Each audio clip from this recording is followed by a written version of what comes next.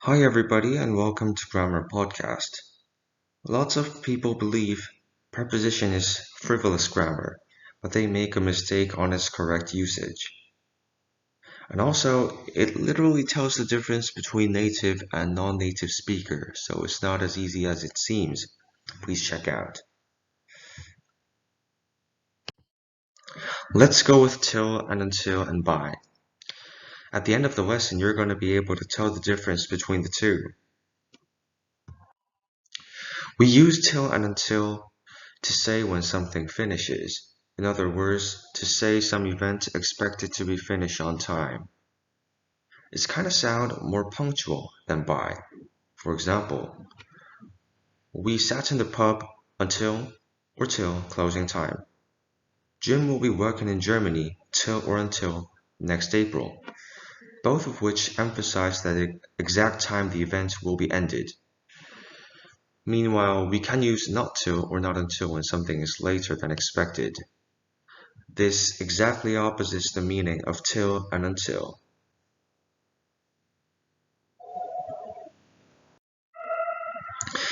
We use by to say when something is on time or about time. I'm always up by 8 o'clock, which means I'm always up 8 or earlier.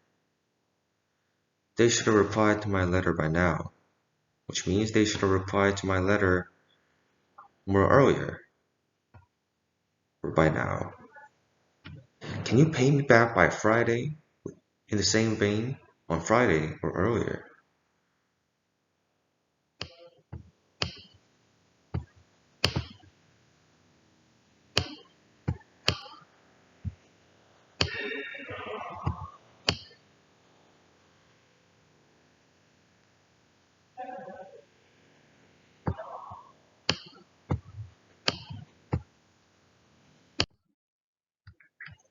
Next, we're gonna learn about the meanings of over. You might have been aware in the meaning of taking over the position, or over the rainbow, and so on. But now we'll talk about other than that. Lots of students overlook that the meaning of over is similar to the meaning of relativity, or through means to deal with a problem. For example, we can possibly understand that age is an issue with regards to matter or related to matter. In the same vein, the sentence below, the teacher wants me to have a serious talk over the accident, means that the teacher wants to talk with me about the accident. The another meaning of over is means to deal with a problem. The first sentence would still sound natural if we replace the word over to via.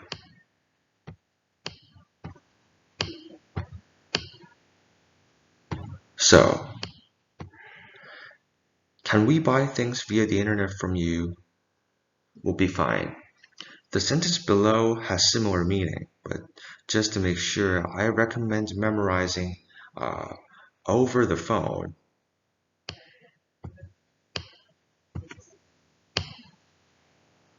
An entire phrase, because we use such an expression in lots of situations.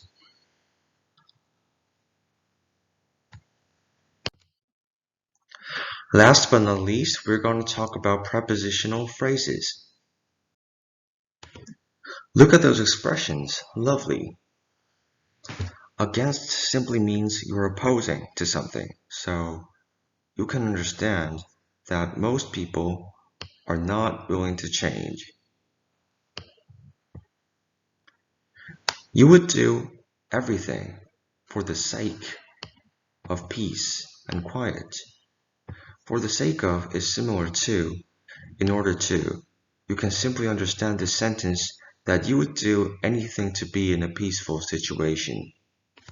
Next sentence, Stephen is in charge of CFLHS Model United Nations.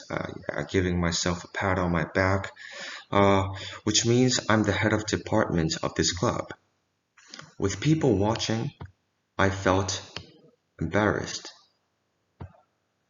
which means because the people are watching, I felt embarrassed. Meanwhile, we should be focused on the adverbial clauses at the beginning of the sentence. In such type of adverbial clauses, we need to be aware that the relations between subject and participle is very important. If it's active, you can keep going on like that in present. However, if it's passive, we should change it to past participle.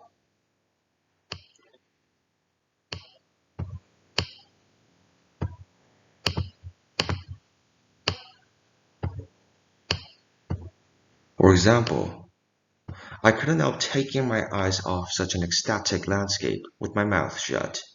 The relation between subject and participle is passive. Your mouth isn't being shut by itself in it. Maybe I can make my mouth shut. In such forms, there are exceptions. However, you can normally interpret it that way.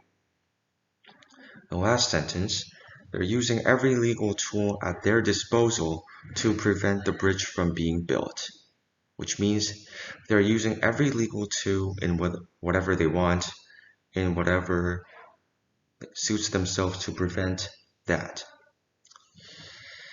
Yeah, that's all for today, and thanks for bringing me here. And this is Steven's Grammar Podcast.